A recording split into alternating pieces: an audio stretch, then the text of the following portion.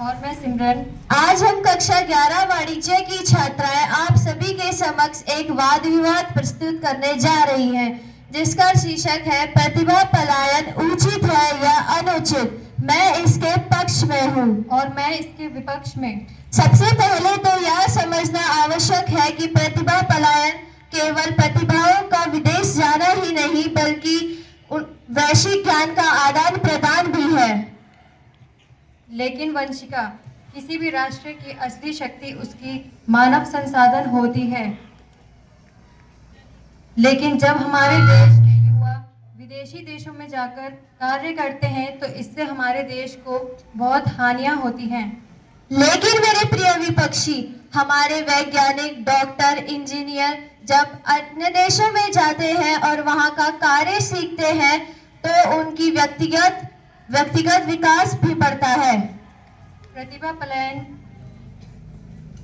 प्रतिभा पलायन से देश का बौद्धिक संपदा क्षय होता है। हमारे देश ने शिक्षा और स्वास्थ्य जैसे अन्य क्षेत्रों में बहुत अच्छा कार्य किया है ताकि हमारे देश की युवा शक्ति उज्जवल हो।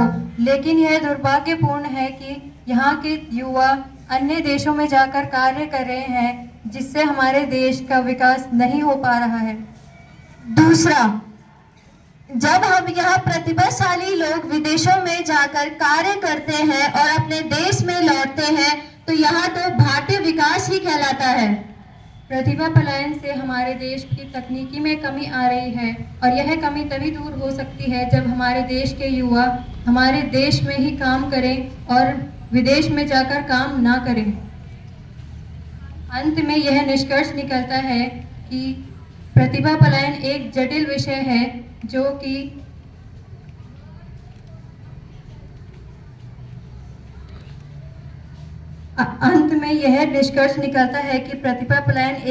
विषय है यह दोनों ही दृष्टिकोण में लाभ और हानि दोनों को समेटे हुए है। हमें प्रयास करना चाहिए कि ऐसी नीतियां बने जिससे प्रतिभाओं को देश में ही बेहतर अवसर मिले और संसाधन प्रदान करें ताकि विदेशों में न जाकर अपने ही देश में सेवा करें। धन्यवाद।